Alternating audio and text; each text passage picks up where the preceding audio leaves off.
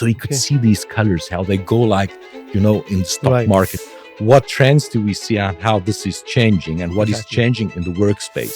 14% of white-collar workers worldwide working in the hybrid model, giving back to the society. So unprivileged children, people in need, children that to invest in education of children. Welcome back to another episode of The Student Realtor. I'm your host, Navroz Mamdani, bringing industry professionals to the forefront, leaders who are shaping the spaces where we live, work, and thrive. Today, I have a very special guest joining me. He represents a brand that has been an integral part of the office furniture industry for over a century. Their designs have stood the test of time, evolving with workplace trends and well-being and sustainability at the core of innovation. I'm talking about none other than Sedus, a company with more than 150 years of experience in office furniture manufacturing. And today we have privilege of speaking with Ernst Holzapfel, Marketing Director at Sedus. Ernst, welcome to the Student Realtor. It's truly an honor to have you on the show. Thank you, Navroz. You're most welcome. So we are seeing a major shift in how office spaces are designed, especially after the pandemic. Hybrid work, co-working spaces, and activity-based work environments are becoming the norm. What are some of the latest trends in office furniture design that Sedus is focusing on to create a more dynamic and engaging workspace? Well, when we talk about the workspace, there was this one sociologist, Ray Oldenburg. He said that in our lives, we have three spaces. Right. The first space is at home. The second space is the workspace. And the third space is where we connect with people. These are the social anchor points we have. Right. And in the last couple of years, we've seen how our cities have been transformed.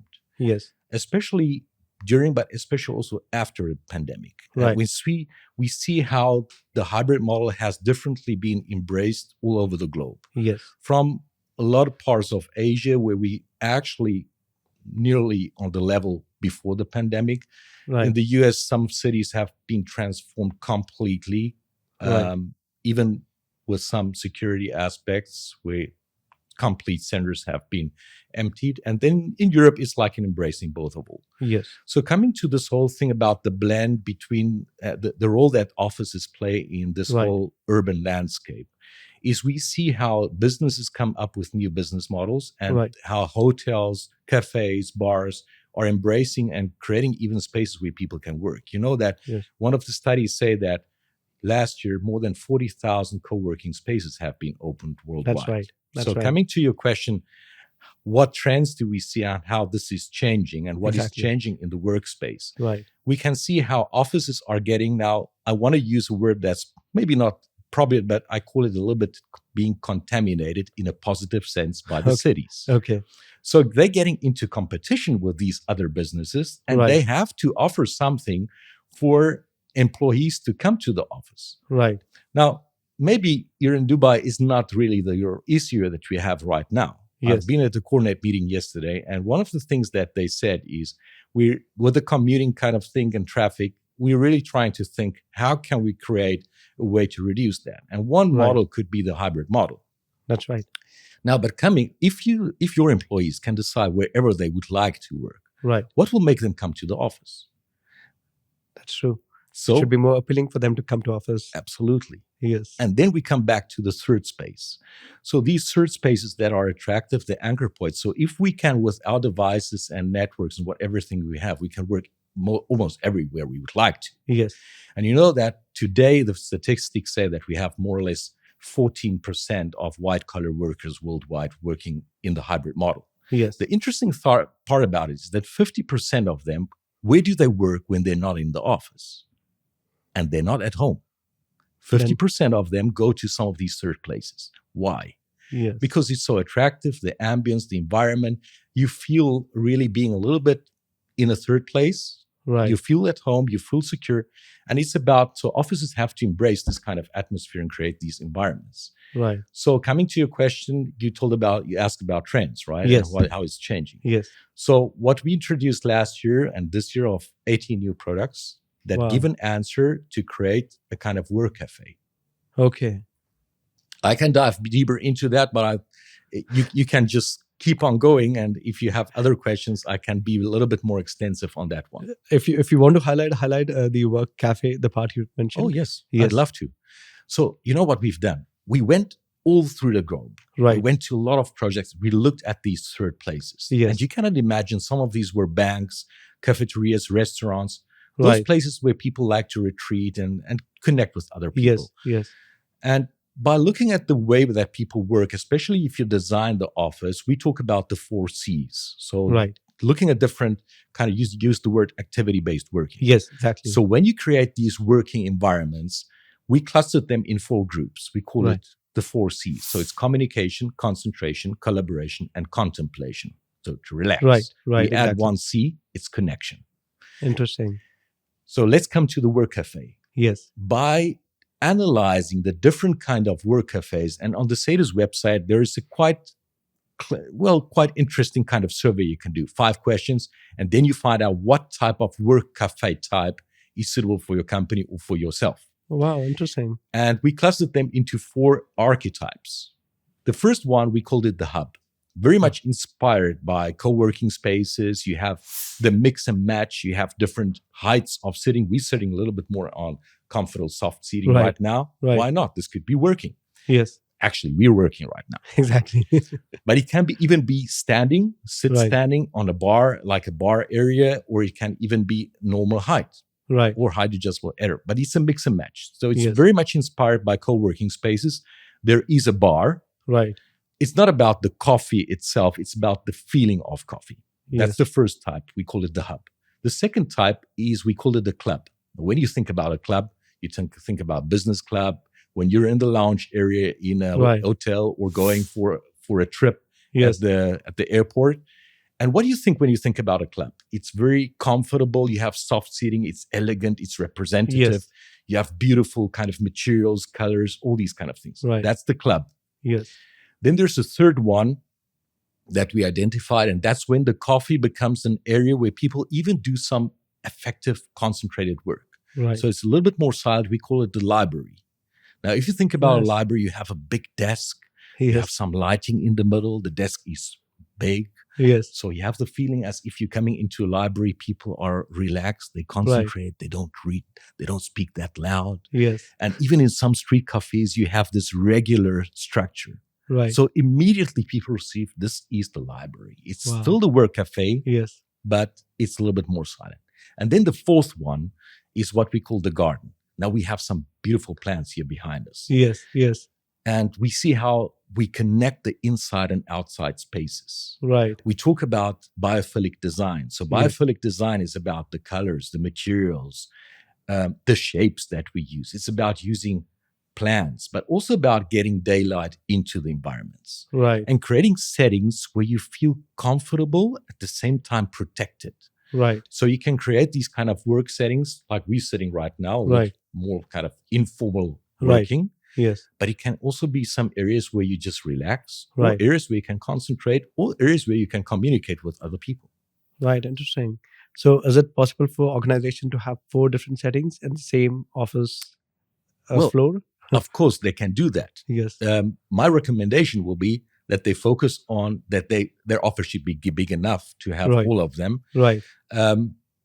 And then they have to figure out what is the dominant one they want to go for. That's right. What one of these resonates with their company culture and identity.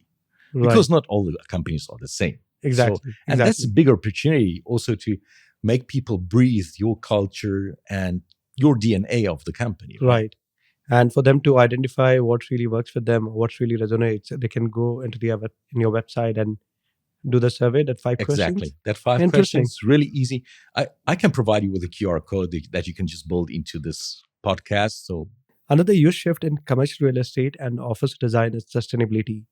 Companies are increasingly looking for eco-friendly offices, and that includes the furniture they use. Mm-hmm. What is Sedus doing to integrate sustainability into its products? Now, when you talk about sustainability, I would love to talk about 3 main pillars. Right. People, planet, and profit. That's right. It has to be economically in some way. Yes. So the people thing we really touched in the first couple of questions very much. And let's talk a bit about the planet thing. So That's it's right. about the materials, the eco-friendly thing that you just mentioned. We have a kind of, we call it the Green Codex when we develop products. Right. And we consider the whole supply chain from the beginning, so the whole cradle to cradle kind of thing, the whole circular economy from the beginning to the end of the life of a product. Okay. And everything that we do, we make sure that it's one of the re's. So it's either recyclable, it's reusable, it's refurnishable. Nice. And even in the product briefs, we make sure that we give very clear indications on what we want to achieve with the products. Let me tell you one example. A couple of years ago, there was the expo in Dubai. You remember? That's right. Of course. Yes. So the German pavilion was equipped with Sedus furniture. Nice, interesting. We reused that furniture. Oh, wow. We're going to do the Olympic Games. Same thing. The offices are equipped, most of it, with Sedus. We're going to reuse it. If we don't use it, we recycle it. So we can take it apart, we recycle it, and we reuse the material again. Wow. Or sometimes we use organic materials or even things that we get out of nature to produce these products. Nice. So that's the second part. And to mention the third part, that's a little bit the frame around it. You know that Sedus belongs to two foundations. It's a German company, as you said, founded in 1971. But the main thing is 2/3 of all our profit go back to the foundations because Sedus belongs to two foundations. Oh, nice. And all of that money is exclusively used only for social purposes, giving back to the society. So unprivileged children, people in need, children to invest in education of children, to teach about environmental friendliness and all these kind of things. So that's not really connected to the product itself. Right. But it's an attitude and it's a way of working. And that's really impressive. And, seeing how you recycle all the furniture and use organic products. So basically you try to reduce your carbon footprint and also you give back to the society. That's really impressive. Before we wrap up, something that always fascinates me is how colors and furniture design impact energy, creativity, and functionality in the workplace. Is there a science behind choosing the right furniture and color schemes for different types of workspaces? So please, if you can highlight on this part. Sure. Now, I talked about the 4 C's. Right. It's fascinating because when you talk about colors, this is more or less the direction we're going into, right? Yes. The design, the use of colors. It's so fascinating.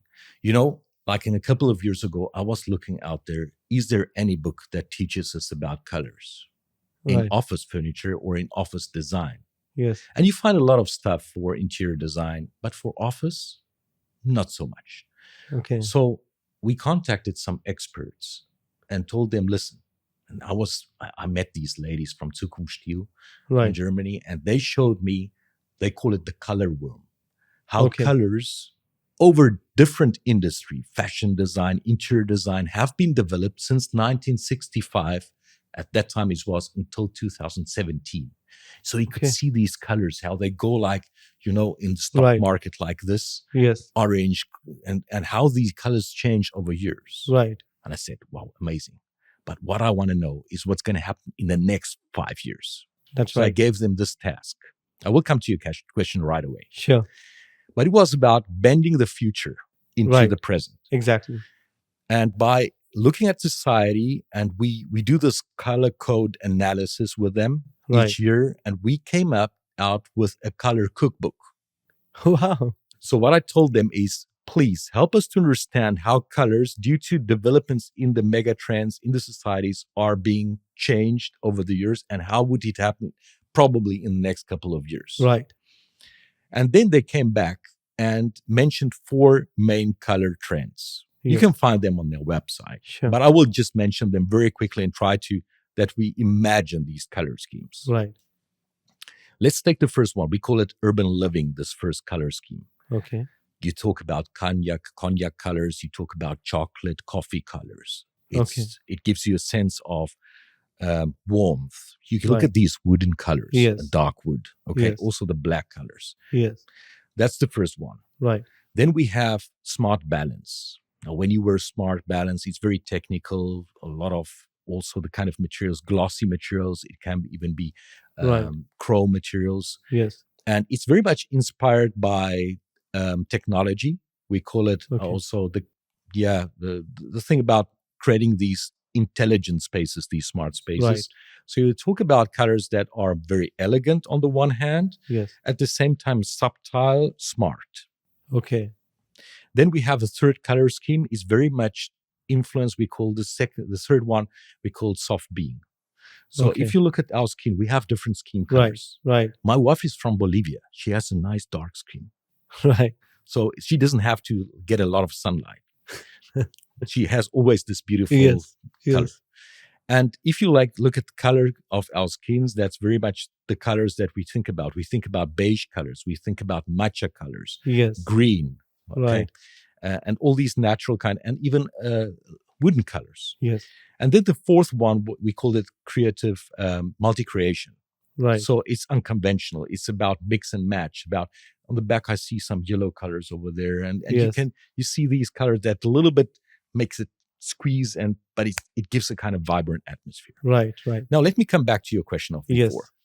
If you imagine the 4 C's, so concentration, communication, collaboration, and contemplation, and you make a matrix out of it with these main 4 color schemes Yes. that change over time, you identify a color scheme that is suitable to relax Right. in one of these color schemes that probably resonates best with your brand or your company identity. Yes.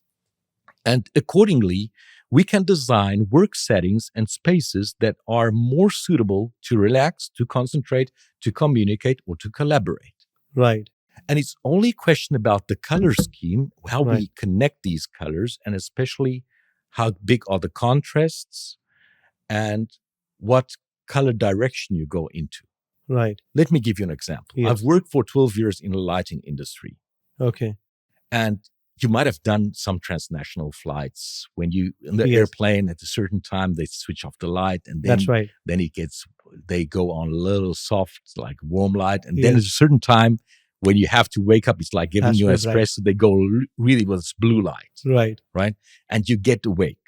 Yes. You can do the same thing when you create spaces where people have to concentrate. You know that these blue light, in terms of lighting, because Yes. lighting is nothing else. If something is, you have a blue shirt on. Right. So that shirt actually has the ability to reflect only the spectrum of light that is blue. Right. All other colors are absorbed. Right.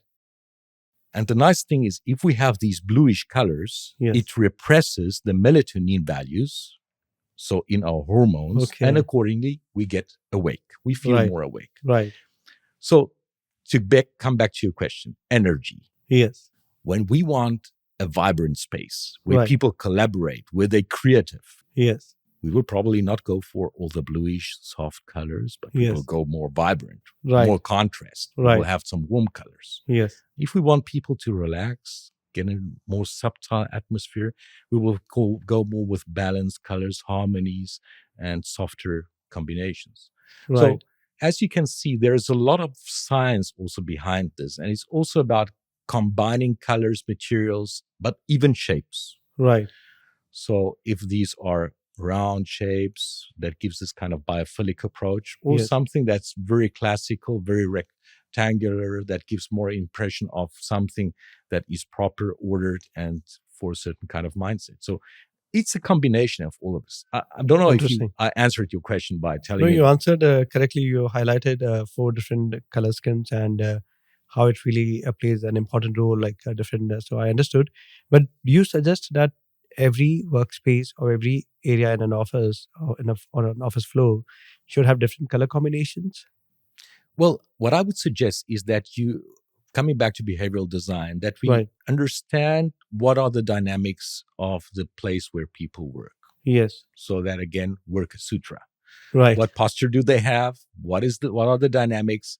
How much concentration, how much focus they have? Where do you need some blocking, even Yes. visual blocking, that they not get disturbed or distracted when they want to concentrate? And I think it's really about figuring out how you create a combination between these spaces Right. inside of your office landscape. So Right. inside of your complete floor plan. Right. And the nice thing, coming back to one of the questions that you asked before about the archetypes, is within the Work Café archetypes, Right. you can play all four of them. Interesting. And there are a lot of work settings and compositions of how you can combine work settings together, from concentration up to contemplation, Right. in order to make sure that you integrate the different needs and different options as an offer to people to experience the freedom of choice in the office. Interesting. And does Sedus provide office furniture as per the customized colors? Like if the organization wants a different color, do you change the color of the office furniture? Well, we have suppliers for fabrics, Right. for different materials, and even veneers and whatever. Right. So in our fabrics, these collections of the suppliers are so extensive Interesting. that it's a question of freedom of choice. And we can do everything in terms of individualization with these collections. That's so quite insightful, and thanks for sharing the different color schemes and the patterns you shared. That's so.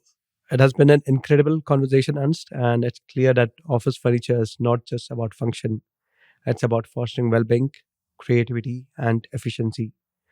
For all our listeners, I hope this episode gave you a fresh perspective on office space and workplace design. Make sure to follow Sedus and stay tuned for their latest innovations at Archetype. And if you found value in this episode, like, share, and subscribe to the Student Realtor. Drop a comment. I would love to hear your thoughts. Ernst, once again, thank you for joining us today. Thanks to you, Nar. Welcome.